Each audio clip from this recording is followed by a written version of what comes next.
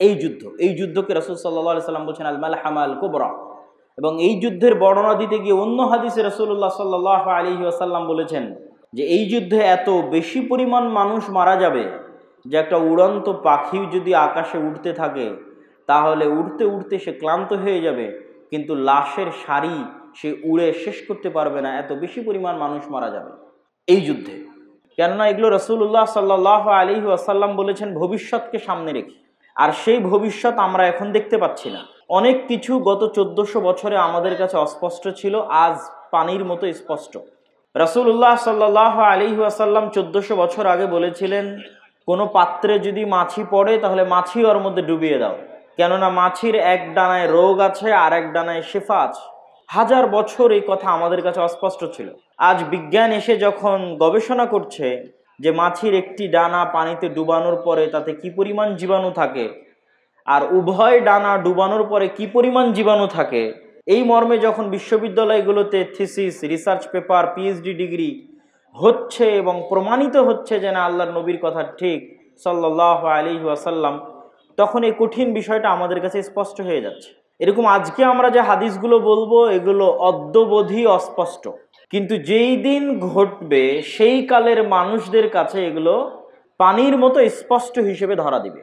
রাসূলুল্লাহ সাল্লাল্লাহু আলাইহি ওয়াসাল্লাম বলছেন আন মুআয ইবনে জাবাল রাদিয়াল্লাহু তাআলা আনহু আন্নাহু ক্বাল রাসূলুল্লাহ সাল্লাল্লাহু আলাইহি ওয়াসাল্লাম, মুআয ইবনে জাবাল রাদিয়াল্লাহু তাআলা আনহু হতে বর্ণিত, তিনি বলেন রাসূল সাল্লাল্লাহু আলাইহি ওয়াসাল্লাম বলেছেন উমরান বাইতুল মাকদিস খারাব ইয়াসরিব, বাইতুল মাকদিসের আবাদ হওয়া মদিনার ধ্বংস হওয়া, ওয়া খারাব ইয়াসরিব আর মদিনার ধ্বংস হওয়া খুরুজুল মালহামা মহাযুদ্ধের সংঘটিত হওয়া, ওয়া খুরুজুল মালহামা ফাতহ কুস্তুনতুনিয়া আর মহাযুদ্ধ আরম্ভ হওয়া মানে কুস্তুনতুনিয়া বিজয় হওয়া, ওয়া ফাতহ কুস্তুনতুনিয়া খুরুজুদ দাজ্জাল আর কুস্তুনতুনিয়া বিজয় হওয়া মানে দাজ্জাল বের হওয়া। পরপর রাসূলুল্লাহ সাল্লাল্লাহু আলাইহি ওয়াসাল্লাম এই জিনিসগুলো বলছেন তথা এগুলো একটার পর আর একটা ঘটবে। উমরান ও বাইতুল মাকদিস মসজিদে আকসা যেই দিন আবাদ হবে সেই দিন মদিনা ধ্বংস হবে বা অনাবাদ হবে। যেই দিন মদিনা অনাবাদ হবে সেই দিন পৃথিবীতে বড় বড় যুদ্ধ সংঘটিত হবে। যেই দিন পৃথিবীতে সবচেয়ে বড় পৃথিবীর যুদ্ধ সংঘটিত হবে সেই দিন কুস্তুনতুনিয়া বিজয় হবে।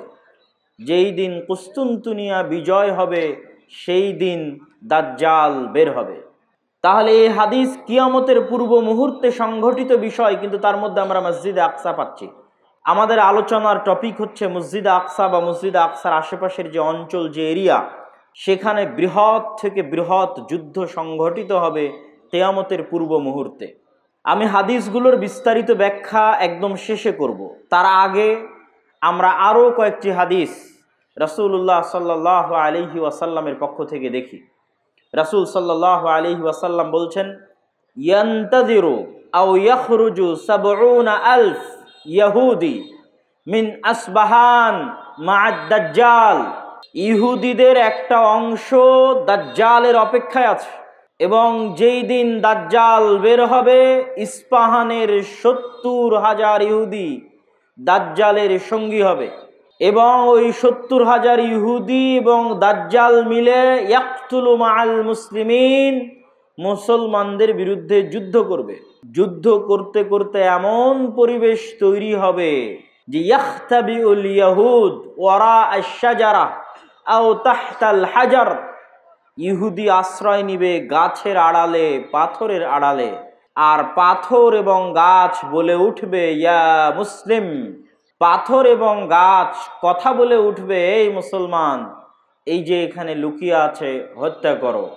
গাছ বলবে এই যে এখানে লুকিয়ে আছে হত্যা করো, পাথর বলবে এই যে এখানে লুকিয়ে আছে হত্যা করো। এবং এই হাদিসের সাথে আরো একটি হাদিস সম্পৃক্ত যে রাসূলুল্লাহ সাল্লাল্লাহু আলাইহি ওয়াসাল্লাম, সে আলোচনার দ্বিতীয় হাদিস আমরা পড়লাম যে ৭০,০০০ ইহুদি ইস্পাহান থেকে বের হবে। ইস্পাহান হচ্ছে ইরানের নগরী। আজও ইরানের মধ্যে ইস্পাহান নামে সেই নগরী আছে। আমরা প উচ্চারণ করি ইস্পাহান, আরবিতে এটা উচ্চারণ হয় না, আরবিতে হয় আল আসবাহানি, বা উচ্চারণ হয় ইসবাহান বা আসবাহানি। সেখান থেকে 70,000 ইহুদি দাজ্জালের সঙ্গী হবে, সাথী হবে এবং মুসলমানদের বিরুদ্ধে যুদ্ধ করবে। আর সেই যুদ্ধের অবস্থা কি হবে সেটাও আমরা দেখলাম। আরেকটি হাদিস দেখি। عن عوف بن مالك رضي الله تعالى عنه أنه قال, আউফ ইবনে মালিক রাদিয়াল্লাহু তাআলা আনহু থেকে বর্ণিত, তিনি বলেন, আমি একদা রাসূলুল্লাহ সাল্লাল্লাহু আলাইহি ওয়াসাল্লামের নিকটে আসলাম। রাসূল সাল্লাল্লাহু আলাইহি ওয়াসাল্লাম আমাকে কিয়ামতের আলামত গণালেন, আমার হাতে গণালেন। তার মধ্যে একটি আলামত রাসূল সাল্লাল্লাহু আলাইহি ওয়াসাল্লাম বললেন, সায়াকুনু হুদনাতুন মা'আর রোম, ইয়ানি সাতাকুনু হুদনাতুন বাইনাল মুসলিমিনা ওয়ার রোম। রোমান খ্রিস্টানদের সাথে মুসলমানদের একটি চুক্তি হবে, আর রোমান খ্রিস্টানেরা এবং মুসলমানেরা চুক্তিবদ্ধ হয়ে তৃতীয় কমন শত্রুর বিরুদ্ধে যুদ্ধ করবে।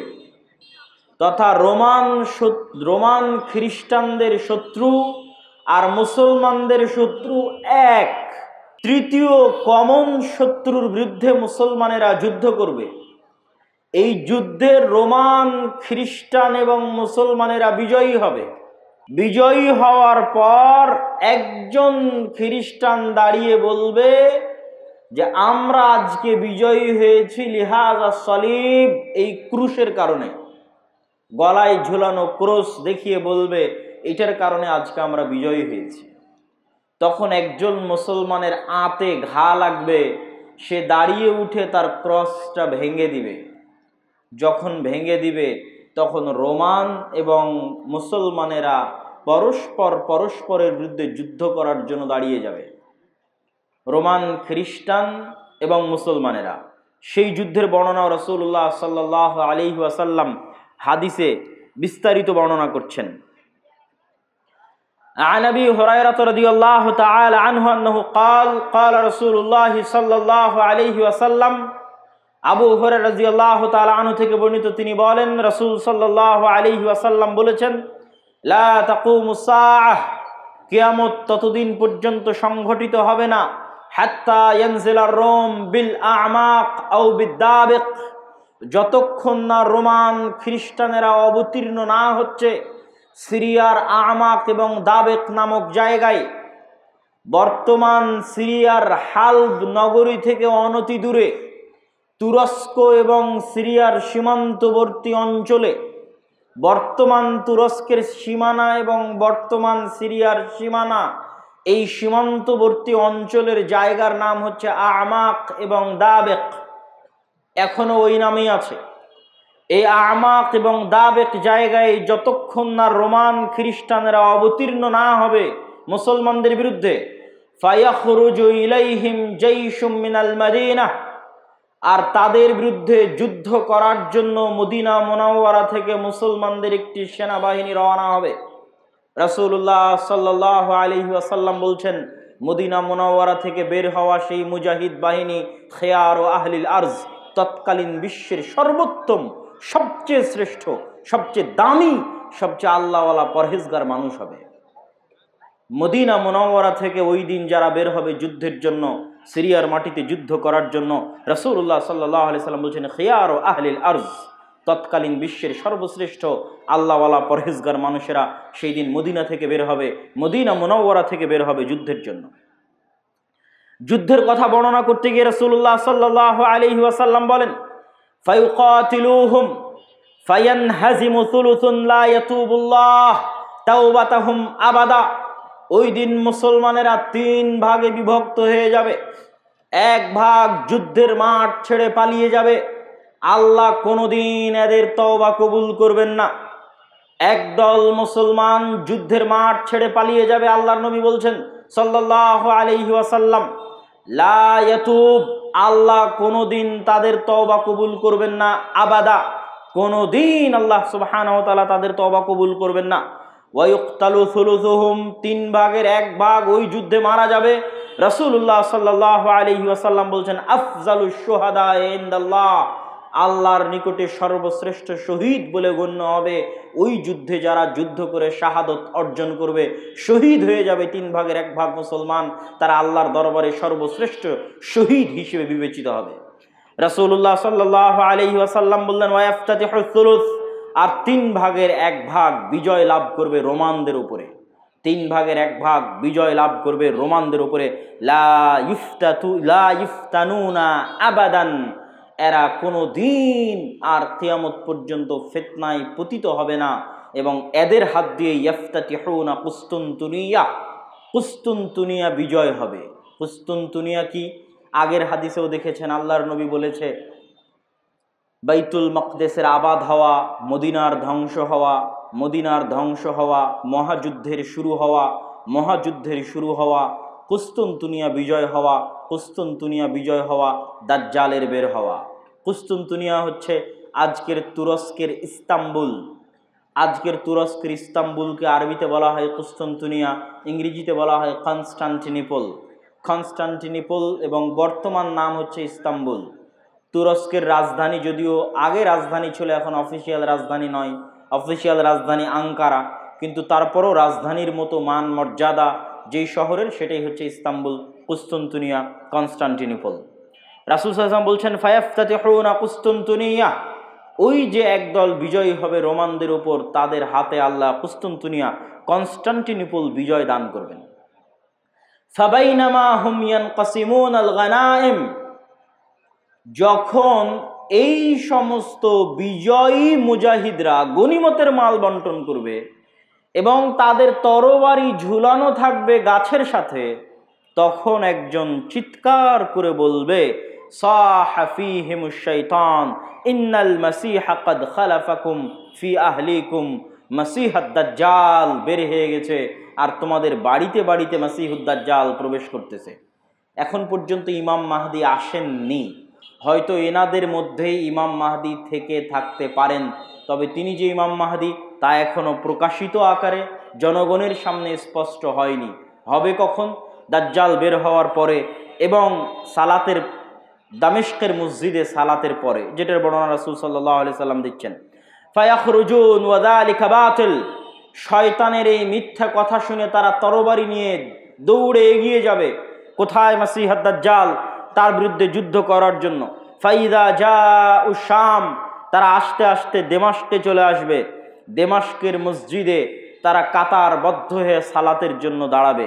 ইদা উকিমাতিস সালাত, যখন সালাতের ইকামত দেওয়া হবে, ফায়ানজিলু ঈসা ইবনু মারিয়াম, তখন আসমান থেকে ঈসা ইবনু মারিয়াম অবতীর্ণ হবেন।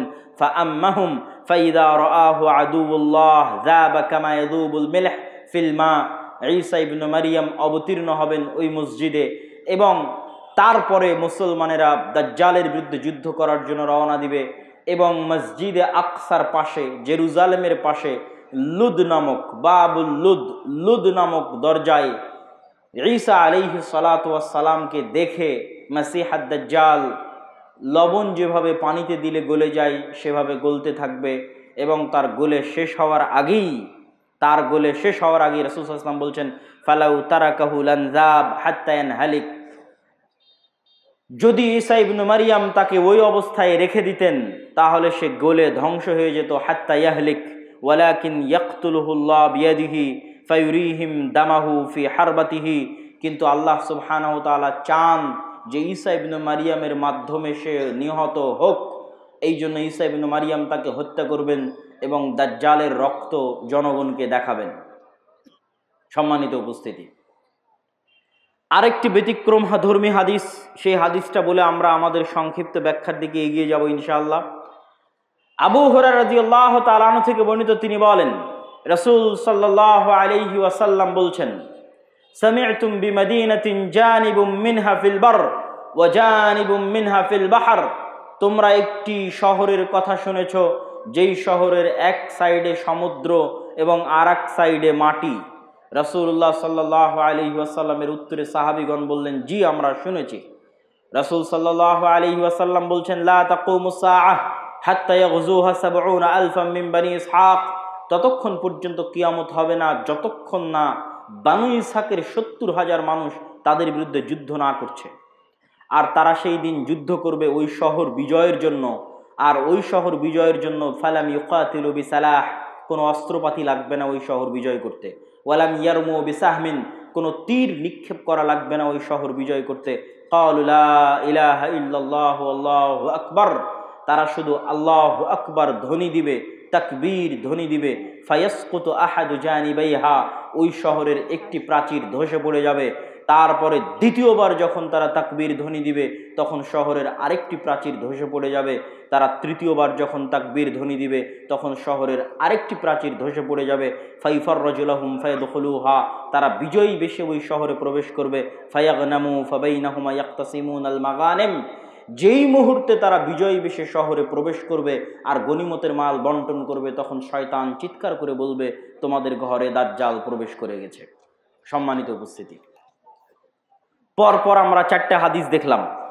এই 4টা হাদিস এক একজন এক একভাবে ব্যাখ্যা করতে পারে। আমি আগেও বলেছি যে যতদিন এই জিনিসগুলো না ঘটবে ততদিন এই জিনিসগুলোর প্রকৃত ব্যাখ্যা কেউ জানবে না। কিন্তু আমার কাছে সংক্ষিপ্তভাবে যেটা মনে হয়েছে যে উমরান ও বাইতুল মাকদেস আবাদ হওয়া, কেউ কেউ ব্যাখ্যা করে এই যুগের যে বাইতুল মাকদেস আবাদ হওয়া মানে ইহুদিরাই জেরুজালেম দখল করে নিবে এবং সেখানে বিশাল রাজধানী প্রতিষ্ঠা করবে। প্রতিষ্ঠা করার মাধ্যমে সে এটা পৃথিবীর একটি জাঁকজমকপূর্ণ একটা বিশাল বড় শহর, লন্ডন দুবাইয়ের মতো একটা বড় শহরে পরিণত হয়ে যাবে জেরুজালেম, যেটা থাকবে তাদের হাতে, আমাদের হাতে নয়। কেউ বলেছেন এটা। আর আমার কাছে সংক্ষিপ্তভাবে মনে হয়েছে যে উমরান ও বাইতুল মাকদেস আবাদ হওয়া মানে মুসলমানদের হাতেই বাইতুল মাকদেস থাকবে এবং মুসলমানেরাই বাইতুল মাকদেস বিজয় করবে এবং সেখানে সালাত সিয়াম সকল কিছু বাস্তবায়ন হবে এবং বাইতুল মাকদেস মুসলমানদের হাতে আগেই বিজয় হবে, তথা যে ঘটনাগুলো পরবর্তীতে সংঘটিত হচ্ছে সেগুলোর আগেই মুসলমানদের হাতে বাইতুল মাকদেস থাকবে। কখন থাকবে আল্লাহ সুবহানাহু ওয়া তাআলা ভালো জানেন। এবং বাইতুল মাকদেসের বিজয় হওয়া মানে মদিনার ধ্বংস হওয়া কি? হয়তো মদিনা অনাবাদ হয়ে যেতে পারে, মদিনার যে শান শওকত সেই শান শওকতে কমতি আসতে পারে, যে কোনো কারণে আসতে পারে। যেহেতু মুসলমানেরা বাইতুল মাকদেস ফিরে পেয়েছে সেহেতু বাইতুল মাকদেস কেন্দ্রিক মুসলমানদের নতুন কিছু তৈরি হতে পারে। যেমন উমাইয়া খেলাফাত আমলে যখন আবদুল্লাহ ইবনে জুবাইরের হাতে মক্কা এবং মদিনা ছিল, তখন উমাইয়া খলিফারা মক্কা মদিনা জিয়ারত করতে না পারার কারণে তারা তাদের সকল ধন সম্পদ খরচ করত বাইতুল মাকদেসের পিছনে। তথা এই মসজিদকে কেন্দ্র করে মুসলমানদের একটা ব্যস্ততা, শহর বন্দর সকল কিছু গড়ে উঠবে এই শহরকে কেন্দ্র করে এবং মদিনা অনাবাদ হয়ে যাবে। মদিনা অনাবাদ হয়ে গেলে যুদ্ধ শুরু হবে। কোন যুদ্ধ? যেই যুদ্ধ আমরা আলোচনা করলাম, এই যুদ্ধকে রাসূল সাল্লাল্লাহু আলাইহি সাল্লাম বলছেন আল মালহামা আল কুবরা। এবং এই যুদ্ধের বর্ণনা দিতে গিয়ে অন্য হাদিসে রাসূলুল্লাহ সাল্লাল্লাহু আলাইহি ওয়াসাল্লাম বলেছেন যে এই যুদ্ধে এত বেশি পরিমাণ মানুষ মারা যাবে যে একটা উড়ন্ত পাখি যদি আকাশে উঠতে থাকে তাহলে উড়তে উড়তে সে ক্লান্ত হয়ে যাবে, কিন্তু লাশের সারি সে উড়ে শেষ করতে পারবে না, এত বেশি পরিমাণ মানুষ মারা যাবে এই যুদ্ধে। আর এই যুদ্ধের পরপরই কুস্তুনতুনিয়া বিজয় হবে মানে আজ তো ইস্তাম্বুল মুসলমানদের হাতে আছেই। হাদিসের ভাষায় বোঝা যায় যে ইস্তাম্বুল একদিন মুসলমানদের হাতে থাকবে না। আজ আছে কিন্তু একদিন থাকবে না। তথা আজকের যে তুরস্ক, এটা আজকে মুসলমানদের হাতে থাকলেও হাদিস প্রমাণ করছে যে দাজ্জাল যেই মুহূর্তে বের হবে ওই মুহূর্তে কনস্টান্টিনোপল, ইস্তাম্বুল, তুরস্ক মুসলমানদের হাতে নাই, থাকবে না। তথা সেটা মুসলমানেরা যে কোনো সময় হারিয়ে ফেলতে পারে, অদূর ভবিষ্যতে, নিকট ভবিষ্যতে। আল্লাহ সুবহানাহু ওয়া তাআলা ভালো জানে কখন হারিয়ে ফেলবে, কেন না হারালে বিজয় কিসের? আর যেই বিজয়ের কথা রাসূল সাল্লাল্লাহু আলাইহি সাল্লাম বলছেন এই বিজয় নিকটে, কিয়ামতের নিকটবর্তী, দাজ্জাল বের হওয়ার পূর্ব মুহূর্তের বিজয়। সম্মানিত উপস্থিতি, তাহলে মোটামুটি যদি আমরা এই দুইটা জিনিসের ব্যাখ্যা এভাবে দাঁড় করাই যে বাইতুল মুকাদ্দাস আগেই মুসলমানেরা বিজয় করবে, সেটাই হচ্ছে বাইতুল মুকাদ্দাসের আবাদ। আর কুস্তুনতুনিয়া কিয়ামতের পূর্ব মুহূর্তে বিজয় হবে, তার অর্থ হচ্ছে কুস্তুনতুনিয়া মুসলমানেরা হারিয়ে ফেলবে, কনস্টান্টিনোপল মুসলমানেরা হারিয়ে ফেলবে। এখন হাদিসের আরো একটা অংশ ব্যাখ্যা করতে বাকি, রোম কারা? যে রোমানদের সাথে মুসলমানদের চুক্তি হবে এবং চুক্তির পরে সেই চুক্তি পুনরায় ভঙ্গ হয়ে মুসলমান এবং রোমানরা পরস্পর যুদ্ধ করবে, সেই যুদ্ধ, এই যুদ্ধ, সেই রোম কারা? এই বিষয়ে মুহাদ্দিসিনে কেরাম এবং মুফাসসিরিনে কেরামের মধ্যে মতভেদ হওয়ার সবচেয়ে বড় কারণ হচ্ছে, আল্লাহর নবীর যুগে রোম বলতে যাদেরকে বোঝানো হতো তাদের রাজধানী ছিল কনস্টান্টিনোপল। আল্লাহর নবীর যুগে, মানে যেই সময়ে আল্লাহর নবী এই হাদিস বলতেছেন, ওই সময়ে রোম বলে যাদের বোঝানো হতো তাদের রাজধানী তুরস্কের ইস্তাম্বুল, কনস্টান্টিনোপল। এবং মুসলমানেরা এটা কোনোদিনই বিজয় করতে পারেনি। মুসলমানেরা এটা বিজয় করেছে অনেক পরে, আজ থেকে 500 অথবা 600 বছর আগে। উসমানীয় খেলাফত আমলে মুসলমানেরা বিজয় করেছে, না উমাইয়া খেলাফত আমলে, না আব্বাসী খেলাফত আমলে কোনোদিন বিজয় হয়নি। ক্রুসেডের যুদ্ধ হয়েছে, তখনও মুসলমানরা ইস্তাম্বুল বিজয় করতে পারেনি। মঙ্গোলীয়রা মুসলমানদের বাগদাদে হত্যা করেছে, তখন মুসলমানরা ইস্তাম্বুল বিজয় করতে পারেনি। তারও পরে মুসলমানরা ইস্তাম্বুল বিজয় করেছে 1400 খ্রিস্টাব্দের দিকে মুহাম্মদ আল ফাতেহ। তো এই জন্য রাসূল সাল্লাল্লাহু আলাইহি ওয়াসাল্লাম যখন রোম শব্দ বলতেছেন হাদিসে মদিনায়, তখন রোম মানে বর্তমান তুরস্কের কনস্টান্টিনোপল, ইস্তাম্বুল।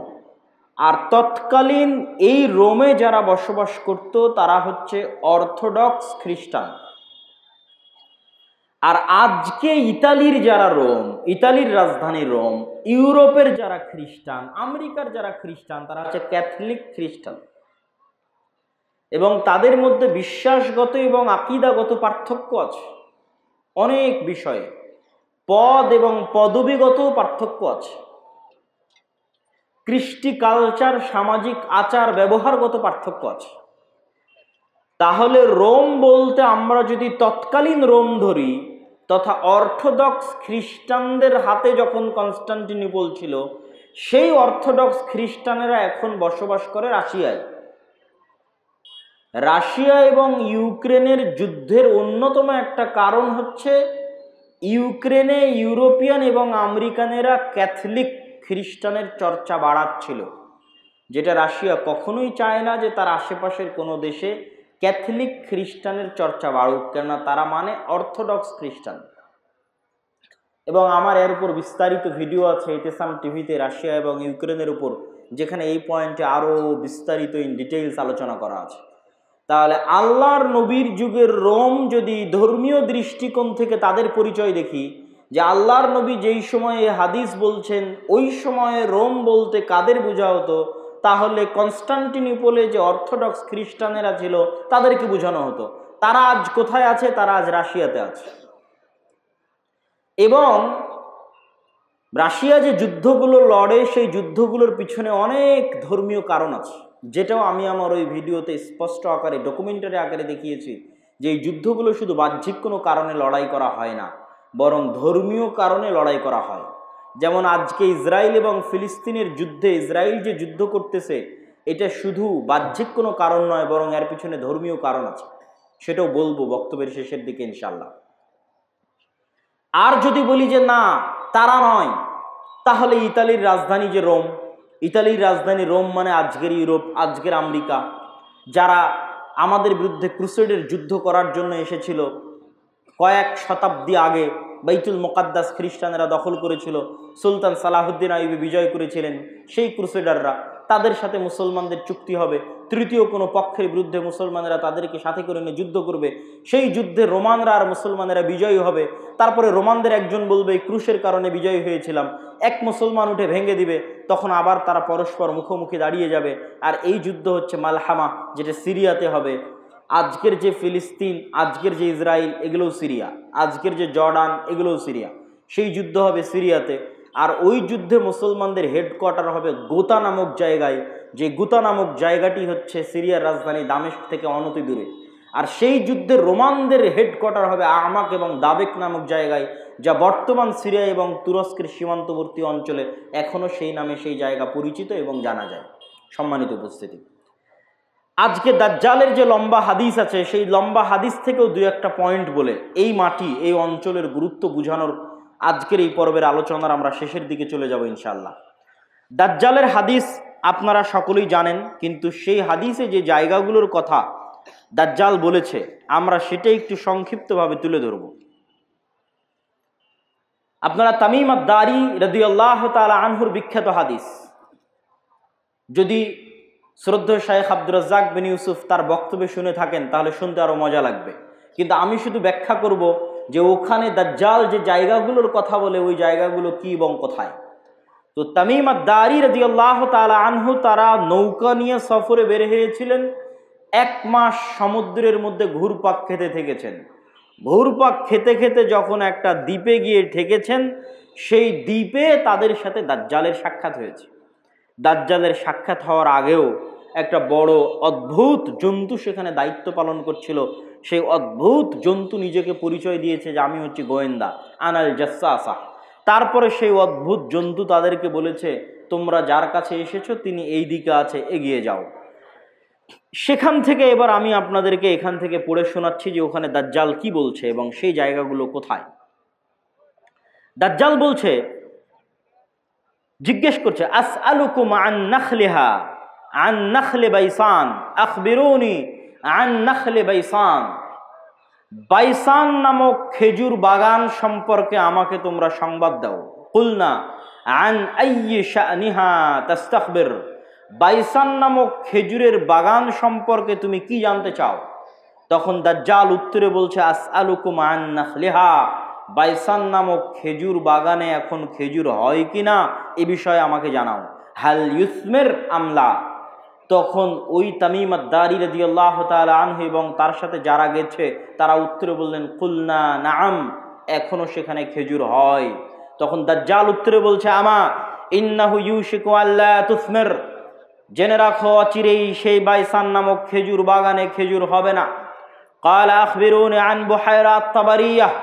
তোমরা আমাকে বুহাইরা আত-তাবারিয়া, তাবারিয়া লেক, তাবারিয়া খাল সম্পর্কে জানাও। কুলনা আন আইয়ি শানিহা তাস্তাখবির। তাবারিয়া খাল সম্পর্কে তোমাকে কি বলবো? ক্বালা হাল ফিহা মা। সেখানে কি পানি আছে? তখন উত্তরে বলছে, হিয়া কাসীরাতুল মা, অনেক বেশি পানি আছে। ক্বালা আমা ইন্নামা ইউশিকু আন ইয়াযহাব। জেনে রাখো অচিরেই সেই খালে পানি থাকবে না। ক্বালা আখবিরুনি আন আইনি যুগার। আইনে যুগার সম্পর্কে আমাকে জানাও। ক্বালু আন আইয়ি শানিন তাস্তাখবির। তুমি আইনে যুগার সম্পর্কে কি জানতে চাও? বলে আইনে যুগারে কি এখনো পানি আছে? সেখান থেকে কি মানুষজন পানি নিয়ে চাষাবাদ করে? তখন আমরা বললাম, হ্যাঁ, হিয়া কাসীরাতুল মা, এখনো মানুষ সেখান থেকে পানি নিয়ে চাষাবাদ করে। তখন সে উত্তরে বলল, অচিরেই সেখানে পানি থাকবে না। তখন বলছে, আখবিরুনি আন নাবিয়্যিল উম্মিয়িন। উম্মিয়িনদের নাবী সম্পর্কে আমাকে জানাও। অশিক্ষিত মূর্খ যারা লেখা জানে না, পড়া জানে না, তাদের জন্য যে নবী প্রেরণ করা হয়েছে সেই নবী সম্পর্কে আমাকে জানাও। এই মর্মে কথা সামনের দিকে আগাতে থাকলো। সম্মানিত উপস্থিতি, এখানে 3টা জায়গার কথা বলেছে দাজ্জাল। আশ্চর্যজনক হলেও সত্য যে আজকের পৃথিবীতে এই 3টি জায়গায়, তন্মধ্যে বাইসান নামক খেজুরের বাগান এবং যোগার নামক ঝর্ণা, এই 3টাকে এক্সাক্ট চিহ্নিত করা খুব কঠিন হয়ে যায়। বিশেষ করে আইনে যোগারকে এক্সাক্ট চিহ্নিত করা যে এটা আইনে যোগার, এটার বিষয়ে নিশ্চিত কেউ গবেষকরা এখন পর্যন্ত তথ্য দিতে পারেনি। কিন্তু বাইসান খেজুরের বাগান সম্পর্কে মোটামুটি ধারণা পাওয়া যায় যে এই খেজুরের বাগান হচ্ছে বাইসান খেজুরের বাগান। আর বুহাইরা আত-তাবারিয়া এটা এত প্রসিদ্ধ, এত ব্যাপক, এত পরিচিত যে সবাই জানে। এমনকি ইসরায়েলে সারা পৃথিবী থেকে শত শত খ্রিস্টান এই বুহাইরা আত-তাবারিয়া দেখার জন্য যায়। এই জন্য দেখার জন্য যায়, তারা মনে করে তাদের তাওরাত, তাদের বাইবেলে ঈসা আলাইহিস সালাতু ওয়াস সালামের যত মুজিজার কথা বলা আছে, সকল মুজিজা তিনি দেখিয়েছিলেন বুহাইরা তাবারিয়ার উপরে অথবা বুহাইরা তাবারিয়ার পাশে। সেই মুজিজা যদি হয় অন্ধ ব্যক্তিকে চক্ষুস্মান করে দেওয়া, সেই মুজিজা যদি হয় টাকওয়ালা ব্যক্তির মাথায় চুল গজিয়ে দেওয়া, সেই মুজিজা যদি হয় মৃত ব্যক্তিকে জীবিত করা, এগুলোর অধিকাংশ মুজিজা তাদের বিশ্বাস অনুযায়ী ঈসা আলাইহিস সালাতু ওয়াস সালাম এই লেক, এই খালের পাশে অথবা তার উপরে তিনি করে দেখিয়েছিলেন, এই জন্য তারা দেখতে আসে। এবং এইটা চলমান বর্তমান ইসরায়েলের সীমানার অন্তর্ভুক্ত। এবং আনুমানিক গবেষণা অনুযায়ী বাইসানের খেজুরের বাগান এবং যোগারের ঝর্ণা এবং তাবারিয়ার লেক 3টাই বর্তমান ইসরায়েলের সীমানার অন্তর্ভুক্ত, যেই জায়গাগুলোর কথা এই হাদিসে দাজ্জাল তামিম আদ-দারি রাদিয়াল্লাহু তাআলা আনহুকে জিজ্ঞেস করতেছে। তাহলে একদম যদি আমরা সামারি এবং সারমর্ম করি, তাহলে কিয়ামতের পূর্ব মুহূর্তে যা যা সংঘটিত হবে সব বড় বড় ঘটনা এই মাটিতে, এই জমিনে সংঘটিত হবে, শামের মাটিতে সংঘটিত হবে। আল মসজিদ আল আকসা, বাইতুল মুকাদ্দাস কেন্দ্রিক যে এরিয়া, যে জগৎ, যে দেশ, সেখানে সংঘটিত হবে। এবং আমি আমার অতীতের বক্তব্যগুলোতে বলেছি যে বাইতুল মুকাদ্দাসই একমাত্র কারণ পৃথিবীর, যেই কারণে পৃথিবীর 90% মানুষ যুদ্ধে জড়িয়ে যেতে পারে, যেই কারণে পৃথিবীর 90% মানুষ যুদ্ধে জড়িয়ে যেতে পারে, তার অন্যতম একটি কারণ হচ্ছে মসজিদ আকসা। কেননা পৃথিবীর তিনটা ধর্মের মানুষ এই মসজিদের দাবিদার। ইহুদিরা দাবিদার, খ্রিস্টানেরা দাবিদার, আমরা মুসলমানেরা দাবিদার। যেহেতু তিনটা ধর্মই আসমানি দিন, আসমান থেকে এসেছে, তিনটা ধর্মের গ্রন্থই আসমানি গ্রন্থ, ওই দুইটা গ্রন্থে বিকৃতি এসেছে, ওই দুইটা ধর্মে বিকৃতি এসেছে। ইসলামে বিকৃতি আসেনি, কোরআনে বিকৃতি আসেনি। কিন্তু যেহেতু একই জায়গা থেকে আগত, এই জন্য ঘটনা, আকিদা, বিশ্বাস, কাহিনী অনেক কিছুই সেম এবং কমন।